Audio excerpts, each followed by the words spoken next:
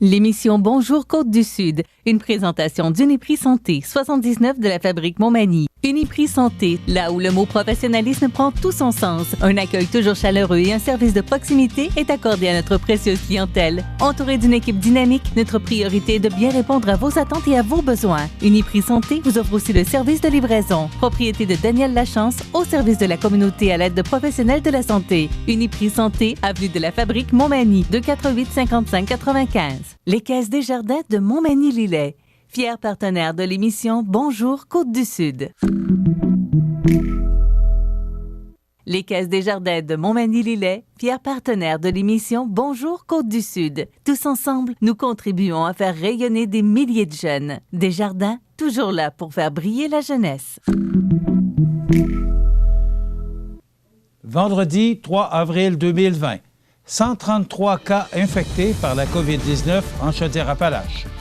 François Legault durcit le ton contre les personnes et les commerces récalcitrants.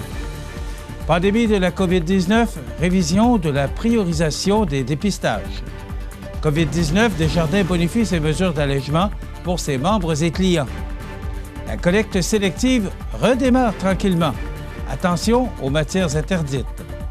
COVID-19, la MRC de Lillet offre son soutien aux gestionnaires d'entreprises et aux entreprises d'économie sociale. Et en terminant, 800 000 repas destinés aux banques alimentaires. Une belle nouvelle. Tous les détails de ces nouvelles dans un instant.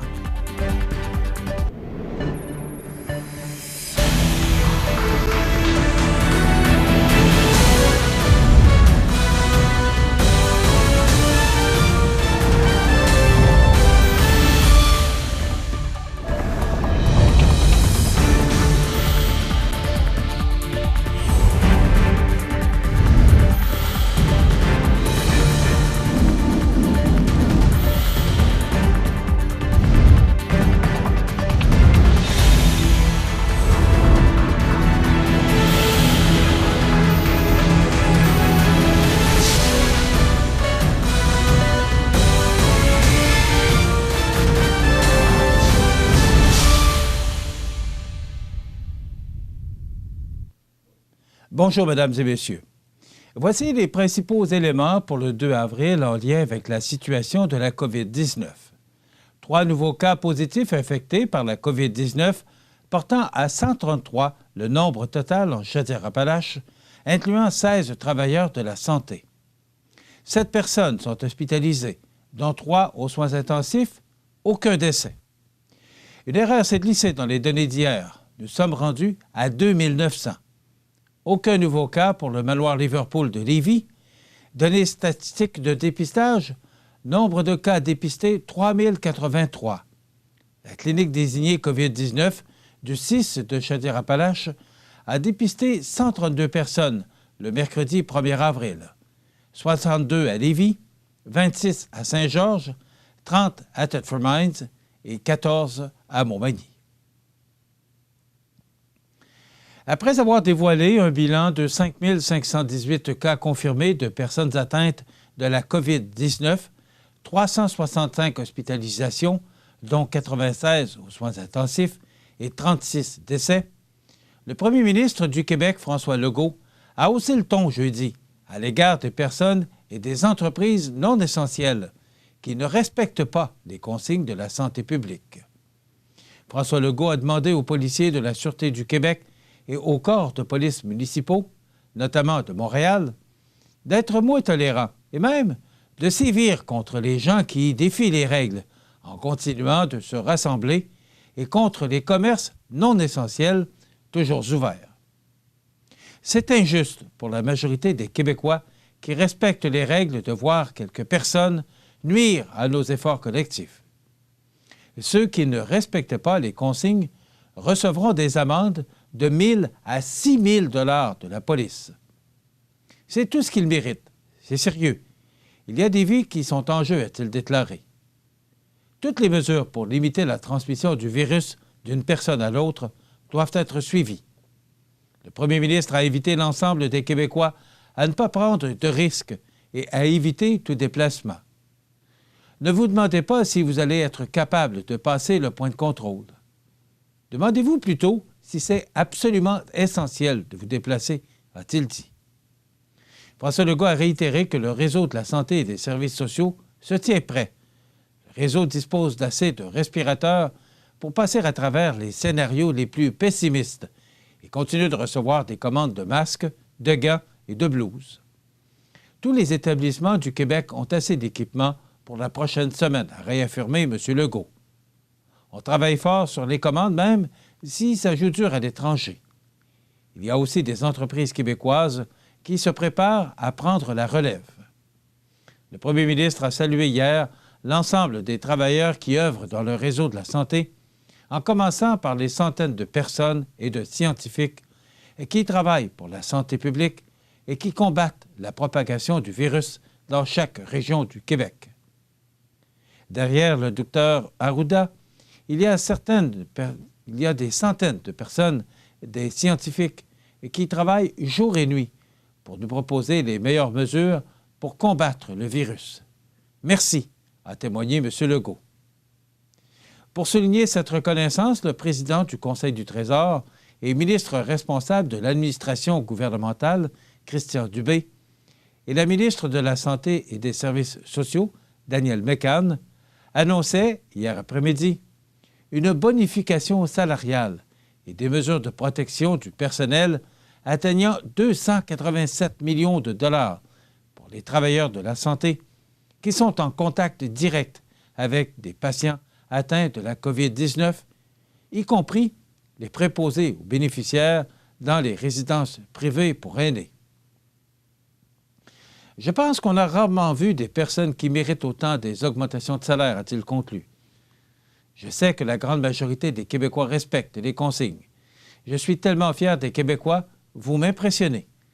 Malheureusement, il y a encore des personnes qui se rassemblent et des entreprises de services non essentiels qui sont ouvertes. Les policiers font déjà des interventions, mais je leur demande d'être moins tolérants. Et tous ceux qui continuent de ne pas respecter les consignes recevront des amendes de 1 000 à 6 000 $. C'est tout ce qu'ils méritent, a déclaré François Legault, premier ministre du Québec. En date du mercredi 1er avril 2020, à 21 h, il y a au Québec 5 518 cas confirmés de personnes atteintes de la COVID-19. Il y a actuellement 4 871 personnes qui sont testées et dont les résultats sont en attente. Aussi, 69 024 personnes ont été testées et ont reçu un résultat négatif.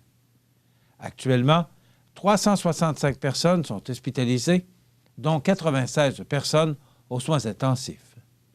Le bilan des décès s'élève à 36 au Québec.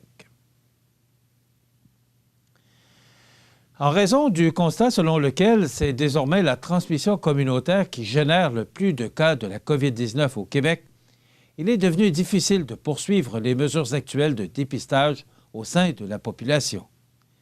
C'est pourquoi la priorisation des dépistages a été révisée par le gouvernement et sera désormais recentrée sur les personnes les plus à risque d'être hospitalisées ou de développer des complications à la suite de l'infection et celles qui occupent des fonctions stratégiques dans la lutte contre l'infection au Québec. Cette nouvelle approche permettra ainsi de prendre de meilleures décisions cliniques et d'avoir un portrait épidémiologique plus représentatif des besoins réels du réseau de la santé et des services sociaux et de ses usagers.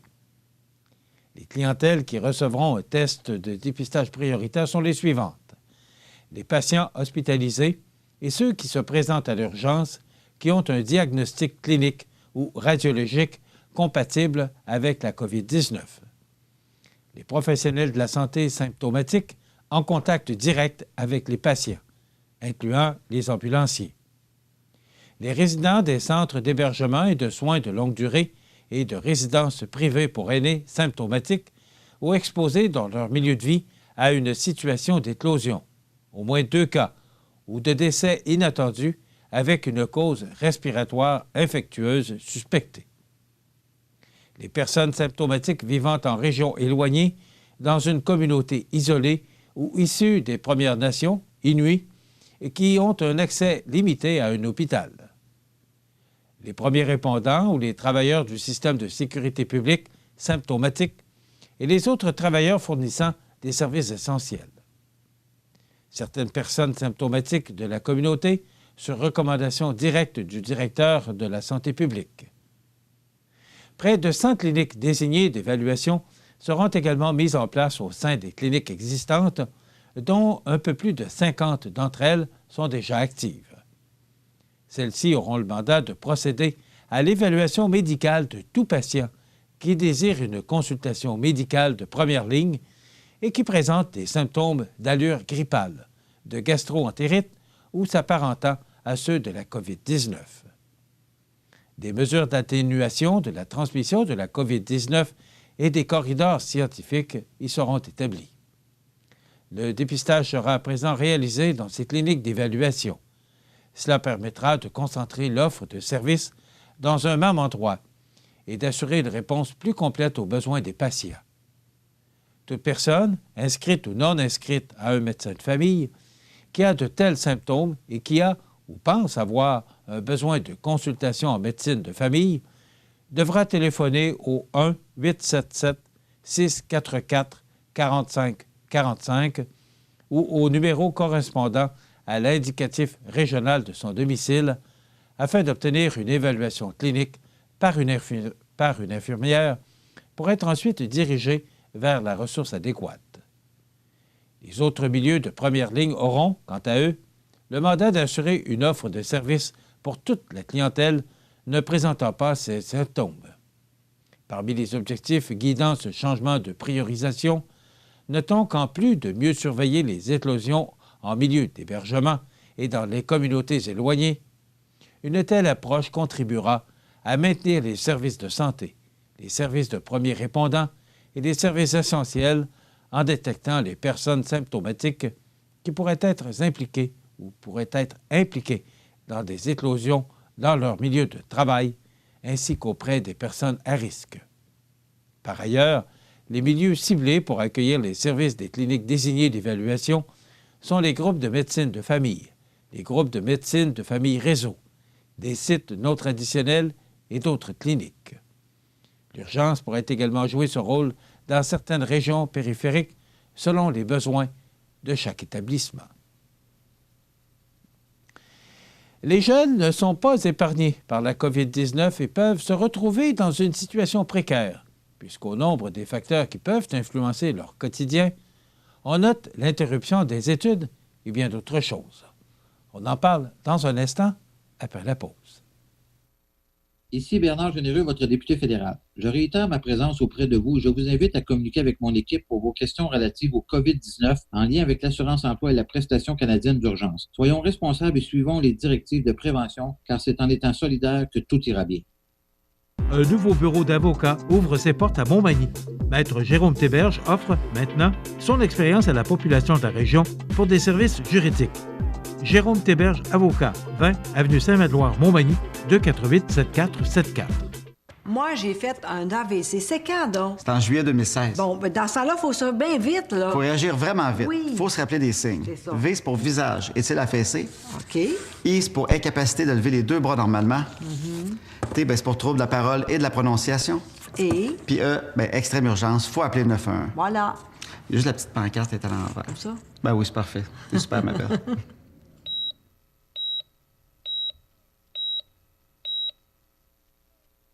Vous regardez le réseau de télévision C'est ma TV. Les jeunes ne sont pas épargnés par la COVID-19 et peuvent se retrouver dans une situation précaire, puisqu'au nombre des facteurs qui peuvent influencer leur quotidien, on note l'interruption des études, la perte de l'emploi ou une baisse de revenus importante, l'incapacité de payer leurs dettes, leur loyer ou leurs frais de scolarité. C'est pour ces raisons que Desjardins annonce des mesures d'aide pour sa clientèle jeunesse. Tout le monde est touché de près ou de loin par la COVID-19 et, pour Desjardins, toute la population est importante. De nombreux jeunes se retrouvent, eux aussi, dans une situation précaire actuellement. Leurs études sont interrompues, ils sont isolés de leurs amis, certains vivent une anxiété élevée, leurs projets sont reportés, voire compromis. S'engager pour la jeunesse, c'est être là quand ça compte, et c'est ce que nous confirmons avec les mesures que nous annonçons, a déclaré Guy Cormier, président et chef de la direction du mouvement Desjardins. Assistance téléphonique, psychologique et juridique pour les membres de 30 ans et moins, l'isolement créé par la situation actuelle pourrait amener une détresse psychologique chez certains jeunes. Et Desjardins souhaite accompagner ses membres de 30 ans et moins dans cette période en mettant à leur disposition une assistance psychologique par téléphone. De la même façon, pendant cette période, ils pourront bénéficier d'une assistance juridique. La fermeture des établissements d'enseignement amène plus de jeunes à communiquer avec les services d'aide jeunesse, J'écoute Kid, Help Phone et Allo Prof. Desjardins souhaite appuyer ces organismes et leur remet une contribution de 210 000 $ pour les aider à maintenir leurs activités et à faire face au volume d'appels additionnels qu'ils reçoivent. La Fondation Desjardins a pris la décision de bonifier de 500 000 $ son programme de bourse d'études, le portant à 1,8 million. Les candidatures à l'obtention d'une bourse d'études doivent être présentées d'ici le 15 avril sur le site de la Fondation, soit fondationdesjardins.com/bourse. En plus des mesures d'aide pour les membres et clients âgés de 18 à 30 ans, Desjardins bonifie ces mesures d'allègement destinées à l'ensemble de sa clientèle particulière, incluant les jeunes. Il sera également possible de remplir une demande de report de paiement de façon autonome, puisqu'un formulaire est rendu disponible progressivement depuis le 30 mars sur le site de desjardins.com/COVID-19/allègement particulier. De nombreuses personnes ont perdu leur emploi au cours des dernières semaines et des derniers jours, et les membres de Desjardins ont manifesté une certaine inquiétude face à cette situation. Le mouvement Desjardins souhaite accompagner ceux qui sont les plus durement touchés par la situation liée à la COVID-19 et annonce un prêt d'une durée maximale de 12 mois pouvant aller jusqu'à 3 000 $ et offrant un taux d'intérêt avantageux à 4,97 % dès la semaine prochaine. Les membres qui s'en prévaudraient auront la possibilité de rembourser en totalité à son échéance ou de le convertir en un prêt traditionnel. Comme pour l'ensemble des mesures d'allègement annoncées précédemment, ce prêt de dernier recours offrant un taux avantageux est complémentaire aux mesures annoncées par les gouvernements ces dernières semaines. Il est sujet à une analyse, au cas par cas, par un conseiller, afin de trouver la solution la plus appropriée selon la situation financière des membres qui en feraient la demande. Il s'agit d'une mesure complémentaire aux autres mesures d'allègement de Desjardins dont les membres peuvent déjà bénéficier. Desjardins continue d'être à l'écoute de ses membres et clients et souhaite continuer d'aider les Canadiens dont bon nombre sont en difficulté financière en raison de la pandémie de la COVID-19. À compter du 8 avril, Desjardins consentira automatiquement un taux d'intérêt annuel préférentiel temporaire de 10,9 % pour tous les membres et clients détenteurs de cartes de crédit aux particuliers qui obtiendront un report de paiement sur un produit de financement. Desjardins a été la première institution financière à mettre en place de nombreuses mesures d'allègement pour ses membres et ses clients particuliers et entreprises touchées par la COVID-19. Nous continuons de le faire en annonçant des mesures additionnelles telles qu'un prêt de dernier recours ou la possibilité de voir le taux d'intérêt de sa carte de crédit réduit de façon temporaire, a déclaré Guy Cormier, président et chef de la direction du mouvement Desjardins. Desjardins remet 475 000 $ pour contrer la crise humanitaire provoquée par le coronavirus, pour démontrer son soutien aux collectivités dans la situation actuelle liée à la COVID-19. Desjardins appuie de grands organismes qui répondent à des besoins essentiels de base. Comme certains de ses membres et clients devront possiblement faire appel à ses partenaires dans les prochaines semaines, la coopérative de services financiers leur remet des dons totalisant 475 000 $ pour les aider. Les organismes qui bénéficieront de cet appui sont Centraide, United Way Canada, la Croix-Rouge canadienne, les banques alimentaires du Québec et Feed Ontario. Sensible aux enjeux que rencontre le Québec face à une possible pénurie de matériel comme des masques de protection, Desjardins a récemment fait don de 20 000 masques N95 et de 40 000 masques de protection au gouvernement. Il s'agit de masques que Desjardins avait en sa possession et qu'il a décidé de remettre afin qu'ils puissent être utilisés par le personnel de la santé quotidiennement confronté au virus de la COVID-19. Desjardins avait fait l'acquisition de ce matériel il y a quelques mois à la suite de la révision de son plan de continuité des affaires en cas de pandémie. La MRC de Montmagny avise la population que la collecte résidentielle et commerciale des matières recyclables reprendra du service dès le 6 avril. Bien que l'annonce de la suspension de la collecte des matières recyclables soit encore récente, la MRC annonce la reprise du service du tri des matières par la société VIA, qui a restructuré ses équipes afin de s'assurer de bien protéger la santé de ses travailleurs. L'horaire des collectes se poursuit donc comme prévu au calendrier. Toutefois, on demande la collaboration des citoyens afin d'étaler les matières recyclables que vous avez entreposées sur plusieurs collectes. Ceci est dans le but d'éviter l'engorgement au centre de tri. Société VIA a dû réduire ses équipes afin de continuer à offrir ses services. Tel qu'édicté par Recyc Québec, les matières suivantes ne doivent pas être mises dans les bacs de collecte des matières recyclables ou des matières organiques, ni dans les toilettes, soit les mouchoirs, les gants, les masques, les lingettes jetables et autres produits de protection ou nettoyage utilisés et potentiellement contaminés. De plus, ces matières doivent être mises dans un sac scellé et ensuite dans un contenant à déchets fermés.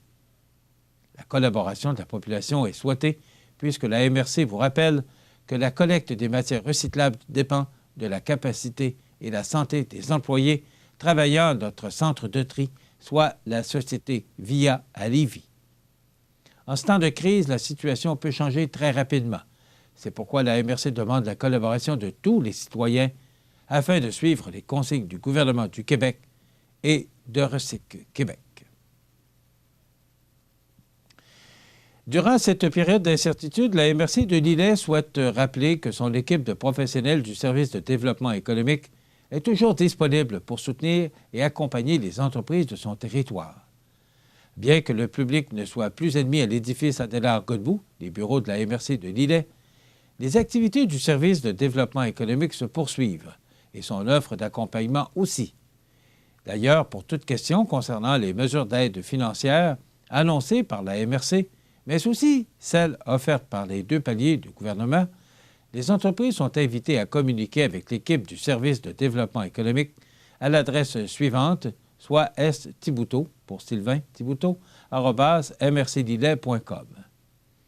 De plus, les gestionnaires d'entreprises sont invités à se joindre au groupe Facebook Développement économique Région Lillet afin de rester informés sur la situation actuelle et échanger entre eux. La MRC de Lillet est préoccupée par la santé financière des entreprises de son territoire et par le dynamisme de son milieu de vie. Elle souhaite rappeler qu'elle appuiera sa communauté d'affaires durant cette crise majeure. Par ailleurs, les autres services de la MRC demeurent eux aussi disponibles. Il est également possible de communiquer avec l'équipe de la MRC au numéro de téléphone 418-598-3076. Et pour terminer, sur une note positive, d'importants convois de nourriture se dirigent vers les banques alimentaires du Québec, dont les réserves ont fondu en raison de la pandémie de la COVID-19. En effet, un impressionnant total d'au moins 800 000 repas commencera à renflouer de nombreux organismes dans moins de 3 semaines. En créant les cuisines solidaires, Jean-François Archambault a donné vie à une mobilisation sans précédent. Craignant une situation pire encore que celle qui sévit actuellement, il a convaincu et inspiré une horde de partenaires, tant financiers qu'alimentaires, d'embarquer dans l'aventure. Les chefs veulent cuisiner. Il n'y a plus personne dans les cuisines, il y a des aliments qui sont disponibles. Il va y avoir un méchant problème tantôt Avec le confinement qu'on a tous les jours dans la face, les mesures de plus en plus dures, les régions fermées, à part pour les services essentiels, explique celui qui est aussi le directeur général et le fondateur de la Table des chefs. Moult établissements fermés en raison du coronavirus ouvriront leurs portes uniquement afin d'accueillir des chefs bien connus, qu'on pense à Jérôme Ferrer, Ricardo et Stefano Faita, appuyés de leurs cuisiniers. Avec leur équipe, ils concocteront des portions de 2 et de 6 pour différentes clientèles, celles des gens seuls, en couple, des personnes âgées, en santé mentale ou encore des familles. Pour convaincre les cuisiniers et les aider, je verse 1 $ par portion cuisinée et je leur fournis tout. Ils ont juste à faire revenir leur monde, détaille Jean-François Archambault. L'importante production alimentaire nécessitant 100 000 kilos de protéines et 100 kilos de légumes, soit des patates, tomates, haricots et autres, sera lancée la semaine du 13 avril. Au menu, on sait déjà qu'il y aura du pâté chinois avec de l'effiloché de porc et un chili végétarien.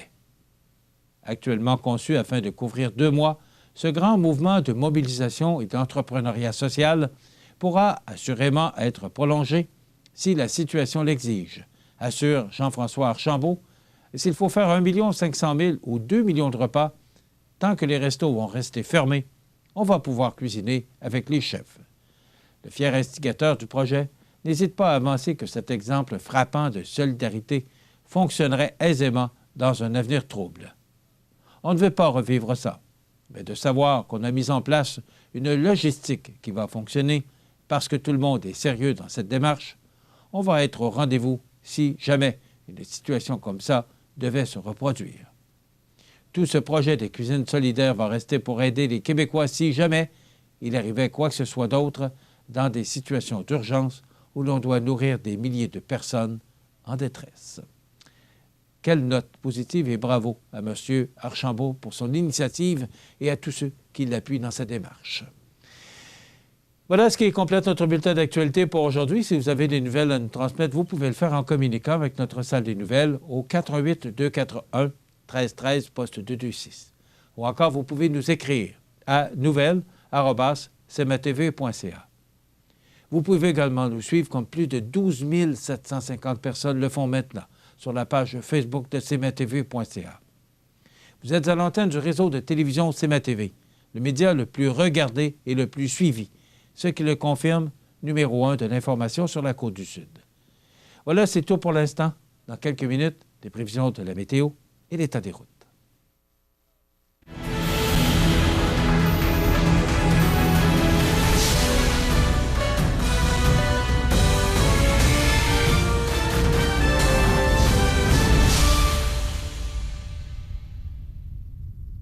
Les Caisses Desjardins de Montmagny-Lillet, fier partenaire de l'émission Bonjour Côte-du-Sud. Les partenaires suivants sont fiers de s'associer à cette portion de notre programmation. Les beaux jours sont à nos portes et il est temps de penser au pavage de votre stationnement, votre cour. Depuis plus de 60 ans, l'équipe de JRM à Montmagny propose des solutions répondant à vos besoins. 248-0937. JRM pour du travail bien fait.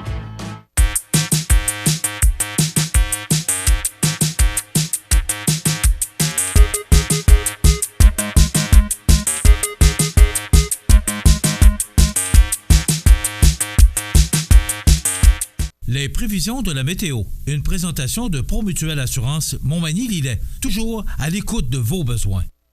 La météo est présentée par Promutuelle Assurance Montmagny-Lillet, où des professionnels de chez nous sont heureux de répondre à tous vos besoins en assurance. Promutuelle Assurance Montmagny-Lillet est là, dans la région, pour ses membres et la communauté. Alors hier, jeudi 2 avril, une journée qui ne passera pas à l'histoire, nuageux, venteux, pluie, neige, grésil. En fin de compte, nos météorologues ne se sont pas trop trompés. C'est ce qu'on avait prédit et c'est ce qui est arrivé. Maintenant, le 3 fait le mois. Alors aujourd'hui, on est le 3 avril. On regarde d'abord l'image radar qui démontre assurément qu'il y a encore beaucoup de précipitations dans le ciel sud-côtois. Et c'est probablement de la pluie qu'on recevra Du côté nord, là, si vous voyez vers la région de Charlevoix, ce sera de la pluie ou de la neige. Donc, ce qu'on nous prévoit pour aujourd'hui, c'est de la bruine qui cessera au cours de la matinée. Nuageux par la suite. Vent du nord-est de 40 km/h en rafale vont aller jusqu'à 60 km/h. Maximum de 3 degrés pour Montmagny-Lillet, de 2 pour la Pocatière, 4 pour Saint-Paul et Saint-Pamphile.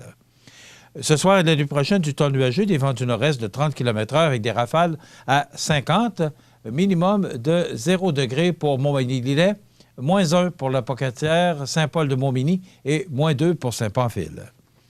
Demain, samedi, du temps nuageux devenant alternance de soleil et de nuages en avant-midi, avec un maximum de 3 degrés pour Montmagny-Lillet et Kamouraska. Pour la nuit de samedi à dimanche, du temps nuageux avec un minimum de moins 2. Et dimanche, le 5, on dit que le 3 fait le mois, le 5 le défait, le 7 le refait, et ainsi de suite. Donc, pour dimanche, le 5, ce sera du temps nuageux avec un maximum frais de 3 degrés. Je vous rappelle qu'on est toujours sous les normales de saison. Maintenant, pour la nuit de dimanche à lundi, passage nuageux avec 30 % de probabilité d'averse, minimum de moins 3. Et la semaine débute sous le soleil avec un maximum. Enfin, on dépasse les normales de saison avec 5 degrés pour lundi. Mardi, alternance de soleil et de nuages avec un maximum de 4. Mercredi, nuageux, 60 % de probabilité d'averse avec un maximum de 5 degrés. Et pour jeudi, du temps nuageux avec 60 % de probabilité d'averse de neige ou de pluie avec un maximum de 3 degrés. Il me semble qu'en début de semaine, on était encouragé de voir que la semaine prochaine, on aurait des températures aux alentours de 7, 8, 9, mais non. C'est changé. Alors, quand je vous parle de précipitation, de prévision à long terme, c'est ça que ça donne. Les normales de saison, ce temps-ci de l'année, sont de 4 le jour, moins 5 la nuit. Le soleil s'est levé à 6h17 ce matin, se couchera à 19h14, heure avancée de l'Est. La température la plus élevée, les chanceux, en 2010, ils ont connu une température de 16,8 degrés. Et les moins chanceux, en 2016, la température la plus basse, moins 12 degrés. Hier, on a reçu 8,3 mm de pluie ou de neige, parce que ça peut être en centimètres ou en millimètres selon les régions. On a enregistré un maximum de 1,7 degrés et un minimum au cours de la nuit dernière de 0. La pression barométrique est actuellement à 101,6 kPa à la hausse.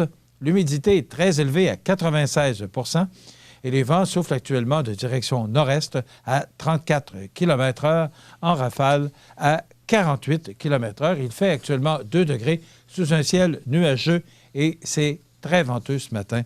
Voilà. Maintenant, pour l'état des routes, si vous regardez le réseau routier, que ce soit les routes secondaires qui mènent au sud de Bellechasse, Montmagny, Lillet et Kamouraska, également toutes les routes au sud du comté, la 132 et l'autoroute 20 qui mènent de Lévis vers Bellechasse, Montmagny, Lillet et Kamouraska, c'est sur pavage. Donc, toutes ces routes sont sur pavage et vous pouvez vous déplacer si vraiment vous êtes obligé en toute sécurité. Afin d'assurer la sécurité de nos clients et employés, la Clinique dentaire Montmagny a pris la décision d'une fermeture indéterminée. Nous souhaitons que la situation revienne rapidement à la normale. Toute l'équipe de la Clinique dentaire Montmagny, 63 Taché-Ouest, vous remercie de votre compréhension. Je suis née au Québec il y a 45 ans. À seulement 10 ans, j'avais déjà visité 27 pays. Depuis, j'ai consacré ma vie à changer le monde et à aider les femmes et les enfants. Je suis Oxfam Québec. Pour mes 45 ans, mon souhait est que nous vainquions ensemble la pauvreté. Vous regardez le réseau de télévision C'est ma TV. Les anniversaires IGA vous sont présentés par votre magasin Coop IGA Extra de Montmagny, qui vous rappelle que bien manger, ça commence dans votre magasin Coop IGA Extra de Montmagny. Venez vivre la différence à votre magasin Coop IGA Extra de Montmagny. C'est aujourd'hui le vendredi 3 avril 2020 et c'est le temps de souhaiter bon anniversaire à nos jubilaires de ce 3 avril. Mais d'abord, hier, le 2 avril, c'était l'anniversaire à Chantal Baudouin. Oui, Chantal Baudouin. C'est de l'ancienne Lorette, c'est de la part de ses beaux-parents. Donc, bon anniversaire hier, Chantal Baudouin. Aujourd'hui, 3 avril, c'est l'anniversaire à Frédéric Noël de Sainte-Euphémie. Bon anniversaire, Frédéric Noël de Sainte-Euphémie. C'est Michel qui vous souhaite bon anniversaire. Aujourd'hui, c'est le 3 avril, c'est l'anniversaire à André Bélanger de Montmagny. C'est de la part de Michel. Donc, j'en ai déduit que c'était le 3 avril pour de Frédéric Noël, parce que je n'avais pas la date d'anniversaire. Alors, Frédéric Noël, je pense que c'est aujourd'hui, mais sinon, si c'est demain ou dimanche, c'est toujours bon. Alors, Frédéric Noël de Sainte-Euphémie, bon anniversaire pour cette date qu'on se rappelle à chaque année et qui nous rappelle qu'on met une chandelle de plus sur le gâteau. Demain, samedi, le 4 avril, ce sera l'anniversaire à François Messervier. Attendez un petit peu. Ah, c'est les joies du direct. Mais j'ai oublié ma boîte de tirage parce que tous les vendredis, on procède au tirage de certificats cadeaux de 25 $. Donc, je m'empresse de mettre le nom de Frédéric Noël, également d'André Bélanger, qui soulignent leur anniversaire, et aussi de Chantal Baudouin et de l'ancienne Lorette. Eh bien, vos noms maintenant sont dans la boîte de tirage pour ce certificat cadeau qu'on va procéder à l'attribution dans quelques instants. Donc, samedi 4 avril, ce sera l'anniversaire à François Messervier. C'est votre maman qui vous souhaite bon anniversaire, François Messervier. Demain, samedi 4 avril. Ce sera l'anniversaire demain à Lise Bilodeau. C'est votre conjoint qui a pris le temps de nous téléphoner, Clermont-Laforêt, pour vous souhaiter bon anniversaire, Lise Bilodeau, demain, samedi, le 4 avril. Ce sera également la fête demain, de samedi 4 avril, à Catherine Gaudreau. C'est de la part de sa grand-mère Huguette. Bon anniversaire, Catherine Gaudreau, grand-maman Huguette, qui vous souhaite bon anniversaire. Et pour dimanche, le 5, qu'un seul... Non, j'en ai deux pour le 5. C'est Suzy Deneau, de la part de votre mère Solange. Alors, bon anniversaire, Suzy Deneau, pour le dimanche 5 avril. Et ce sera également l'anniversaire, le 5 avril, à Mme Charlotte Dubé, de la résidence Manoir Saint-Louis. Alors, bon anniversaire, Mme Charlotte Dubé. On va souligner ça, on le souligne toujours, mais avec toutes ces mesures actuellement, eh bien, on va sûrement vous souhaiter bonne fête, mais vous savez que les rassemblements sont interdits. Alors, on va sûrement souligner ça d'une façon spéciale. C'est toujours ce qu'on fait à la résidence Manoir Saint-Louis, que je m'empresse de saluer et qui mettent tout en œuvre là, pour pouvoir réconforter les gens qui résident à la résidence Manoir Saint-Louis.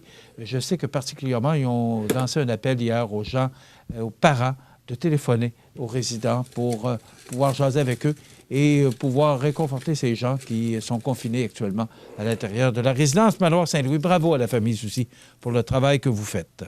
Hélène Bois-Bossé, c'est votre anniversaire. Madame Huguette, vous ne nous avez pas donné le numéro de téléphone d'Hélène Bois-Bossé.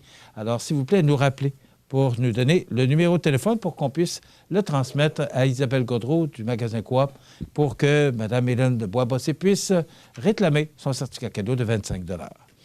Aujourd'hui, c'est l'anniversaire à Gérard Potvin. Vous vous souvenez sûrement de lui, ex-journaliste sportif à la Société de Radio-Canada, mais on n'a pas son âge. Paris, fille du chanteur Michael Jackson, elle a 22 ans aujourd'hui. Eddie Murphy, acteur de télé et de cinéma, 59 ans. Marie-Denise Pelletier, chanteuse québécoise, quelle voix magnifique, 60 ans. Alec Baldwin, acteur, réalisateur et producteur exécutif américain, 62 ans. Arlette Cousture, romancière québécoise, elle a 72 ans. Bernard Parent, ex-gardien, et un excellent gardien des Flyers de Philadelphie, de 72 à 79. Il a 75 ans aujourd'hui, Bernard Parent. Les disparus de ce 3 avril, Jean-Louis David, 85 ans, coiffeur et entrepreneur français. David Edgerton, ou Edgerton, E-D-G-E-R-T-O-N, donc Edgerton, voilà. 90 ans, fondateur de la chaîne Burger King. Renate Scotter, 77 ans, actrice allemande qui a joué dans de nombreux films. En 2016, Don Franks, 84 ans, acteur et chanteur canadien de jazz.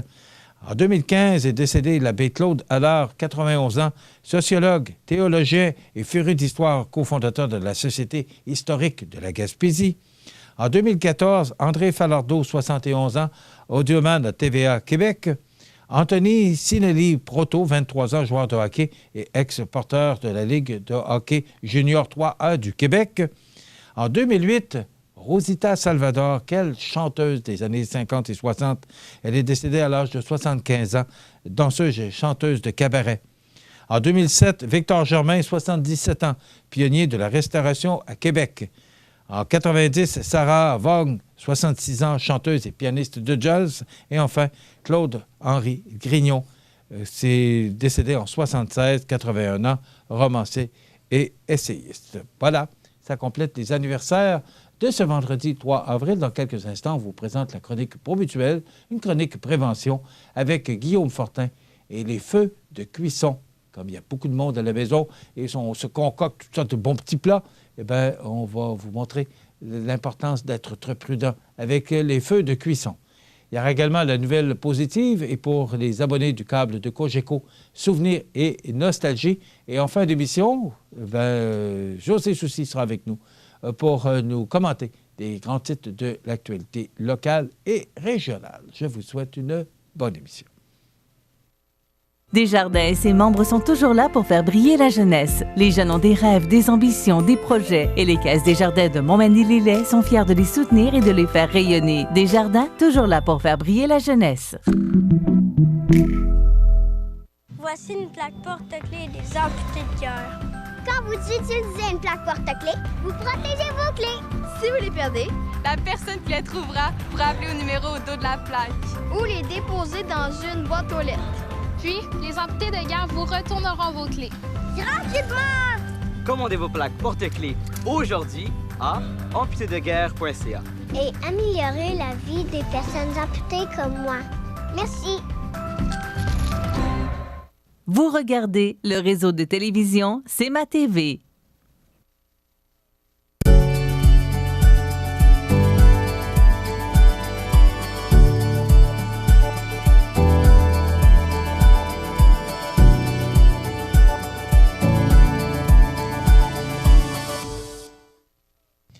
Je vous souhaite la bienvenue à cette autre chronique Promutuelle d'assurance Montmagny-Lillet en compagnie de notre conseiller en prévention, Guillaume Fortin. Bonjour, Guillaume. Bonjour. Ça va bien? Très bien. Oui.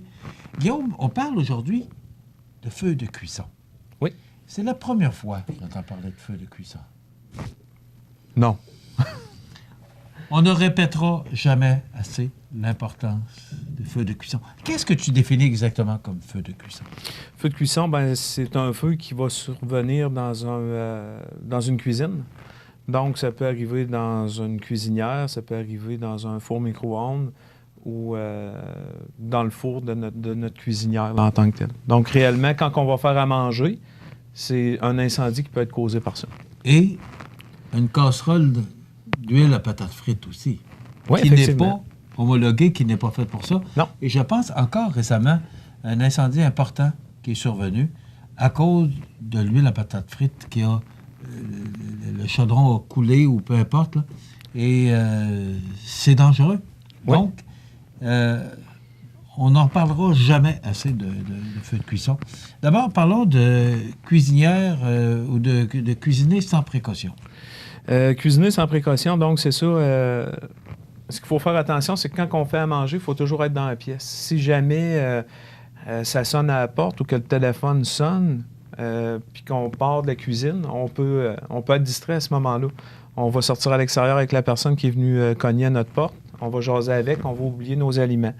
Donc, à ce moment-là, c'est de prendre toutes les chances, de mettre toutes les chances de notre côté.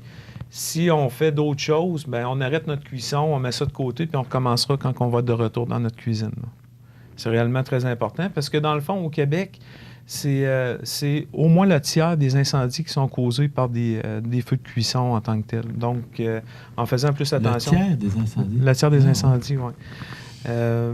La majorité du temps, c'est causé par des erreurs humaines ou des oublis. Donc, des erreurs humaines aussi, avec précaution. Donc, ça va être de travailler avec des vêtements qui ne sont pas trop amples pour ne pas s'accrocher dans les poignées de nos chaudrons, des choses comme ça.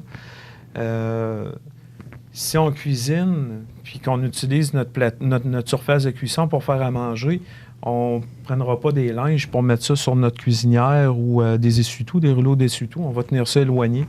Donc, si jamais eux autres tombent sur notre rond qui est encore chaud, bien, à ce moment-là, s'ils sont éloignés, ils ne tomberont pas sur le rond. Moins de danger de feu. Ça va être réellement de tenir ça, une surface propre, puis avec le moins de produits inflammables là, qui sont sur notre surface de travail. Après ça, on peut utiliser une minuterie. Si on fait des aliments dans le four, à ce moment-là, c'est sûr si on fait un produit qui demande une cuisson d'environ 1 heure, c'est sûr qu'on ne restera pas 1 heure à côté de notre four à attendre que ça cuise. C'est d'utiliser une minuterie avec un time sonore ou la minuterie de notre four pour arrêter la cuisson là, après le temps requis. Avoir des mitaines pour travailler, avoir un couvercle pour mettre sur notre chaudronne. Si jamais il y a un feu qui arrive, au moins, on n'aura pas besoin d'aller le chercher. Ça va être proche, on va être capable de manipuler. Pour intervenir rapidement. C'est ça, effectivement. Pas prendre des chaudronnes qui sont trop petites aussi. On va prendre une chaudronne plus grande pour notre produit. Fait qu'à ce moment-là, on va empêcher le produit de déborder puis de tomber sur notre plaque chauffante ou notre onde cuisinière. Ouais. Prévenir le feu de cuisson.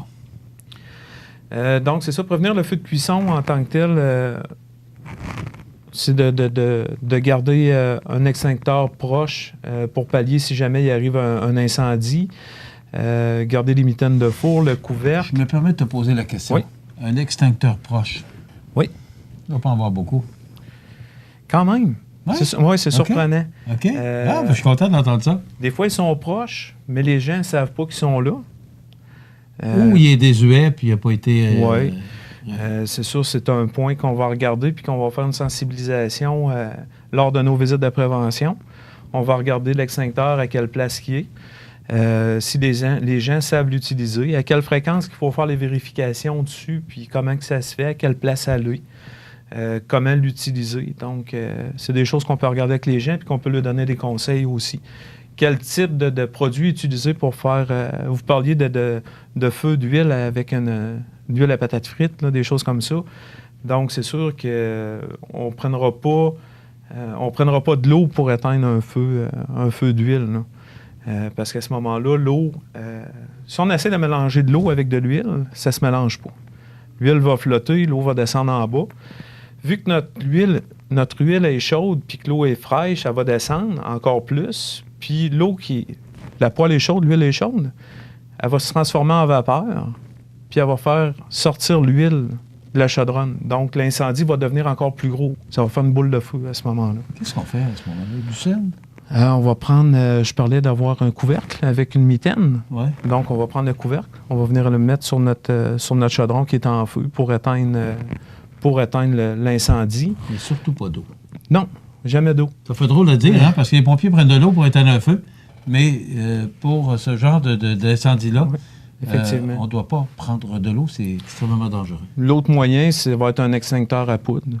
On va y aller doucement pour ne pas envoyer un jet direct dedans, mais en balayant de gauche à droite, on va s'approcher et on va être capable d'éteindre le feu. OK. Les fours auto-nettoyants, ça chauffe, hein? Oui, effectivement. Ça peut monter jusqu'à 900 degrés Fahrenheit ou 480 degrés Celsius pour un four auto-nettoyant. Ça peut aller jusque-là. 480 degrés Celsius? Oui, effectivement. Ce qui est important, c'est quand on va acheter notre produit, c'est de bien lire l'instruction de travail qui va venir avec votre produit. Donc, le fabricant va dire comment fonctionner, comment faire fonctionner. S'il y a trop de débris ou de résidus de cuisson, d'aliments dans le fond de votre four, c'est de faire le ménage avant, d'enlever toutes ces particules-là pour être capable de nettoyer notre four de façon sécuritaire. Ça fait c'est ça, ouais. Puis de ne pas attendre de le faire juste une fois par année. C'est de le faire régulièrement, notre nettoyage de four. Les brûlures, il faut faire attention aux brûlures, naturellement. Oui, c'est ça. Donc, si jamais il arrive des feux de cuisson, les gens vont avoir tendance à vouloir éteindre le feu ou des choses comme ça. Mais il y a des façons de le faire. Mais si jamais ça ne marche pas, puis c'est nos vêtements qui prennent en feu, à ce moment-là, il faut être capable de s'éteindre nous-mêmes aussi. Donc, c'est réellement de s'arrêter, de se jeter à terre, puis de se rouler. Tout ça en se cachant le visage avec les deux mains. Donc, on arrête, on tombe, on roule. Arrête, tombe et roule. Une façon de faire. Il ne faut jamais souhaiter que ça nous arrive. Non. Hein? Les réchauds à fondu, avec le gaz, là, avec l'huile à fondu. Oui, c'est ça. Il va y avoir des réservoirs de brûleurs qu'on va pouvoir remplir avec un gaz, avec un liquide. Après ça, il va y avoir des petites perles aussi qui vont aller dans un autre type de brûleur. Ce qui est important, c'est de ne pas mélanger notre produit de combustion avec les récipients qui sont faits pour. Là. Si j'ai de la granule, je mets dans mon poêle à granule. L'autre, ça va être dans mon brûleur à liquide. Là. Ça, il n'y a pas de problème. Puis on a un troisième aussi qui se trouve à des poêles à fondu électriques. Que je recommande. Oui. Parce que j'ai eu longtemps un poêle à fondu avec l'huile, pas l'huile, je cherche le bon mot, là, le gaz à fondu bleu. Oui, c'est ça. Et j'ai le poêle maintenant. Moi, je ne croyais pas que c'était assez puissant. Et ça fait le travail. Puis c'est tellement plus sécuritaire. Moi, j'ai toujours eu peur de ça avec les enfants. Oui. Là, maintenant, il me semble que c'est très sécuritaire, c'est électrique, puis ça chauffe. Électrique aussi. Si jamais on utilise un poêle à fondu électrique, ça va d'attacher le câble. Peut-être notre câble électrique pour être sûr de ne pas s'enfarger dedans quand on va passer autour de la table. Donc, l'attacher après la pâte, à ce moment-là, c'est sûr qu'on va s'enfarger, mais la table va tasser au lieu d'amener le poêle avec nous puis d'avoir les liquides chauds sur nous. Si on prend des poêles avec un liquide... Des affaires qu'on ne pense pas, mais c'est vrai. Oui. Si jamais on prend un liquide, un poêle avec un brûleur liquide, à ce moment-là, toujours avoir 2 brûleurs. Parce qu'un brûleur qui est chaud, on n'ira pas le remplir avec notre liquide inflammable pour avoir à ce moment-là une combustion. Donc, on va prendre un autre brûleur froid. On va changer notre produit, puis on ne se promène pas avec un brûleur allumé pour avoir un dégât. Là. Donc, si le liquide coule, on va comprendre que le liquide est en flamme. Donc, ça va tomber, c'est de la flamme qui va tomber sur notre couvre-plancher. Et pas le même le poêle avec le brûleur directement sur la table de bois. Non, effectivement, ça prend une plaque de protection là, pour protéger notre table, entre autres, ou notre nappe qui est en dessous. Puis toujours utiliser, laisser brûler notre brûleur à la fin. Là. Même si on a fini de manger, on le laisse brûler. Quand on a fini, on met notre petit couvercle là, pour fermer qu'il n'y a plus d'huile dedans, là, qu'il n'y a plus de gaz. Ben écoute, c'est très intéressant. Donc, cuisiner avec précaution. Prévenir les feux de cuisson, le four auto-nettoyant, attention aux brûlures bien sûr, le réchaud à fondu, la friteuse. Alors, ce sont tous des conseils de prévention. Mais des fois, par distraction ou rapidité, des fois, la distraction aussi, la distraction est la mère de tous les vices. Hein? Oui. Alors, c'est important de faire attention, c'est de la prévention. Vous avez besoin de conseils, vous appelez ces gens-là, ce sont des gens qui sont spécialisés dans la prévention. Donc, Guillaume Fortin, il y a également Marc-Olivier Martin de Promutuelle Assurance 248-7940. Merci, Guillaume. Ça fait plaisir. Voilà, ça complète pour aujourd'hui.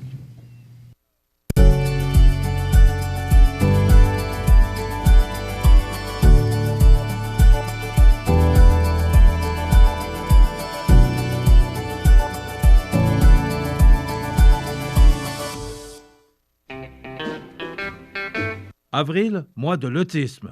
Si Théo était autiste, faute de place en service scolaire adapté pour l'accueillir, ses parents devraient s'improviser enseignants et éducateurs. Justement, Théo est autiste.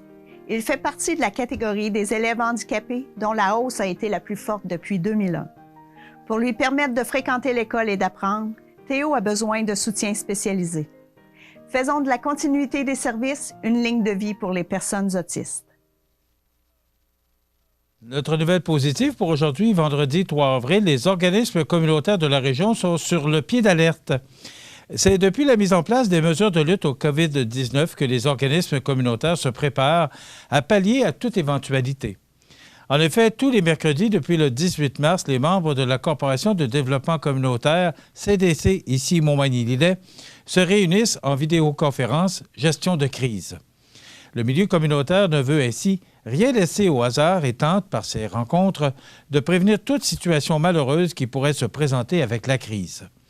Le groupe communautaire Gestion de crise se soucie, entre autres, de la sécurité alimentaire, des besoins psychologiques, de la santé mentale, de l'isolement des aînés et de l'augmentation de la violence familiale. Avec cette crise, la charge de travail des organismes communautaires est accrue et les besoins financiers pour y arriver sont considérables. La CDC ici Montmagny-Lillet accompagne certains organismes, dont ceux en sécurité alimentaire, à compléter des demandes d'urgence auprès de différentes fondations ou instances. La CDC offre gratuitement à ses membres une plateforme de vidéoconférence afin de maintenir des activités communautaires à distance. La CDC travaille de concert avec les partenaires du milieu de façon à limiter les effets néfastes de la crise. En effet, que ce soit les élus municipaux, provinciaux et fédéraux, la direction et le personnel des MRC et municipalités, le réseau de la santé, Centraide, les moissons, la Sûreté du Québec et même le milieu des affaires, tous ont le même objectif. De plus, avec la demande du premier ministre Legault, les bénévoles affluent de partout. Voilà, une belle nouvelle positive des organismes communautaires de la région qui sont sur un pied d'alerte pour aider la population dans cette période de crise, cette période de pandémie. Les prévisions de la météo. Une présentation de Laurando Portes et Fenêtres, 164 4e rue Montmagny. Laurando Portes et Fenêtres, haute performance et qualité à juste prix. Des produits certifiés Énergie-Star directement du fabricant et un savoir-faire depuis maintenant 100 ans. Laurando Portes et Fenêtres, fabrication, vente, installation, financement et salle de montre au 164 4e rue à Montmagny et sur laurando.com.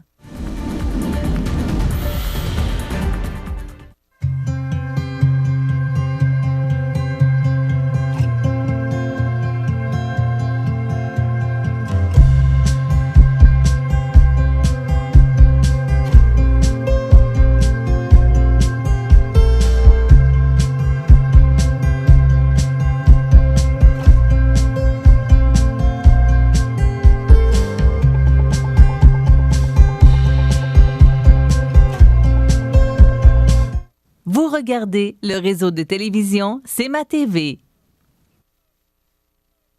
Les partenaires suivants sont fiers de s'associer à cette portion de notre programmation. À la demande du gouvernement du Québec de suspendre les activités non essentielles, votre concessionnaire La Pointe Auto à Montmagny annonce sa fermeture au public pour une durée indéterminée. Pour toute urgence mécanique, 248-8899. La Pointe Auto vous remercie de votre compréhension. Ici Bernard Généreux, votre député fédéral. Je réitère ma présence auprès de vous. Je vous invite à communiquer avec mon équipe pour vos questions relatives au COVID-19 en lien avec l'assurance-emploi et la prestation canadienne d'urgence. Soyons responsables et suivons les directives de prévention, car c'est en étant solidaires que tout ira bien. Le réseau de télévision C'est ma TV vous présente les avis de décès. Au centre d'hébergement de Saint-Raphaël, le 24 mars 2020, à l'âge de 99 ans et 4 mois, est décédée Mme Jeanne d'Arc Lacombe, épouse de feu M. Jules Corriveau. Elle était la fille de feu M. Joseph Lacombe et de feu Dame Albertine Isabelle. Elle demeurait à Montmagny. En raison des circonstances, les rituels funéraires se tiendront à une date ultérieure. Les informations vous seront transmises en temps requis. Un merci tout spécial est adressé aux membres du personnel du centre d'hébergement de Saint-Raphaël pour leur dévouement et leur professionnalisme exemplaire. Vos témoignages de sympathie peuvent se traduire par un don à la Fondation Richelieu. La direction a été confiée à la maison funéraire Laurent Normand, 115 rue Saint-Louis, Montmagny. Aux familles éprouvées, la direction et le personnel du réseau de télévision C'est ma TV offrent leurs plus sincères condoléances.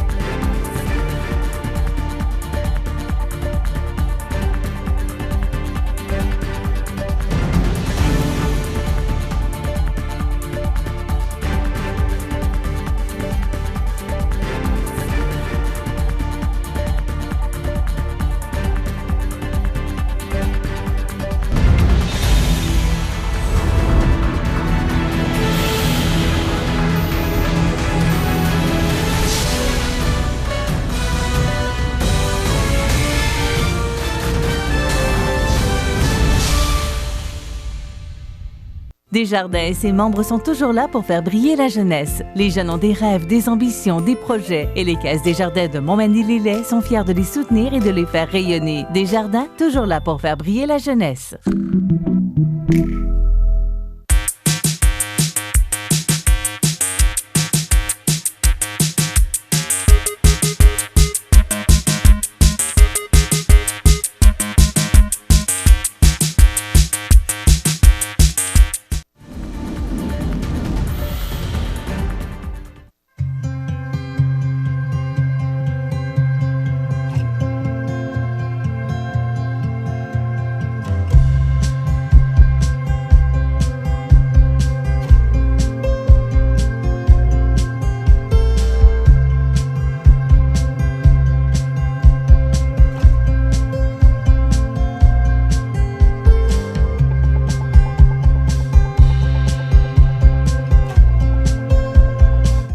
Vous regardez le réseau de télévision C'est ma TV.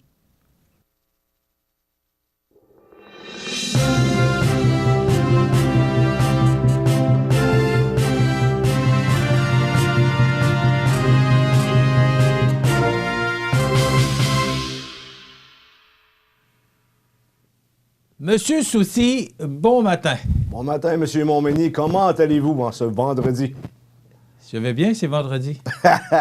Oui, c'est vendredi. Avec un peu de problème.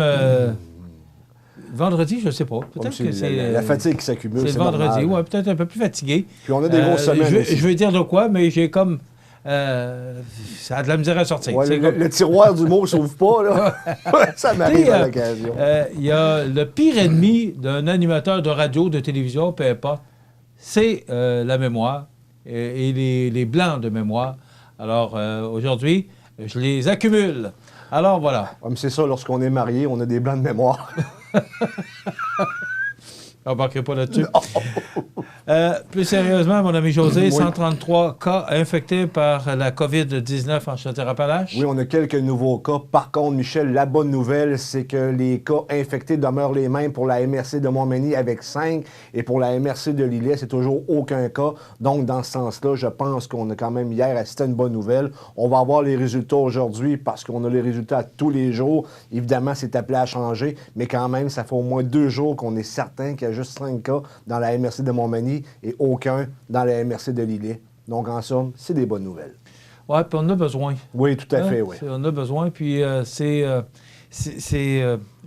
cherche le bon mot pour dire que ça fait du bien de savoir là, que c'est stable. Oui, puis en plus... Et surtout pas de décès. Je pense que c'est ça, moi, c'est la nouvelle qui me réjouit le plus, de dire, bon, il n'y a pas de décès. Ou encore, j'entends le premier ministre, parce que je regarde le point de presse chaque jour, d'annoncer les décès. Puis tu vois, cet homme-là qui est triste de le dire, puis une vie, c'en est une de trop perdue. Alors, c'est toujours triste de l'annoncer. Puis tant mieux si au moins on réussit stopper l'hémorragie, c'est toujours ça de mieux. Et non seulement ça, Michel, pour la région de Chaudière-Appalaches, on a la Beauce, et la Beauce qui risque encore cette année d'avoir des inondations, comme si on avait besoin de ça. Mais il faut se concentrer sur les bonnes nouvelles dans les circonstances. Écoute, je voyais tout à l'heure à LCN, là, on annonçait à la Beauce, dans la Beauce, qu'ils ont des inondations. C'est en plus de vivre tout ce qu'on vit actuellement, en plus les inondations. Je regardais, je ne sais pas si tu as vu les pelles mécaniques aux abords de la Rivière-du-Sud, là, qui sont installées, je pense, depuis mardi. Le maire en a parlé d'ailleurs hier. On veille au grain, mais ça bouge actuellement. Là, en face de l'ancien centre sportif Le Bûcheron, là, ça a commencé à décoller un peu. Mais les glaces, José, du côté de l'autre côté du pont-Rivard ne sont pas parties. Habituellement, ça part là en premier. Et ça commence à bouger après ça. Mais là, actuellement, ça bouge du côté ouest du Pont-Rivard, mais du côté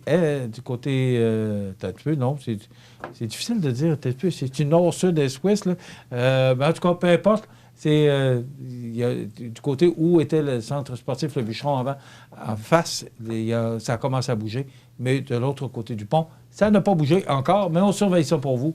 Les craintes, on va être là. S'il y a quoi que ce soit, on va vous informer. François Legault durcit le ton contre les personnes et les commerces récalcitrants. Et enfin... Moi, je salue son intervention. Hier, le premier ministre du Québec, en l'occurrence François Legault, qui a levé le ton envers les récalcitrants et a demandé aux policiers de la province et de tous les corps municipaux ou provinciaux, parce que tu sais qu'il y a encore quelques endroits, notamment Montréal, Québec, qui ont des corps municipaux. Donc, a demandé de lever le ton et de donner pas des factures, mais c'est une facture pareille, des contraventions un peu plus salées qui pourraient aller de 1 000 à 6 000 $. Donc, c'est pas rien.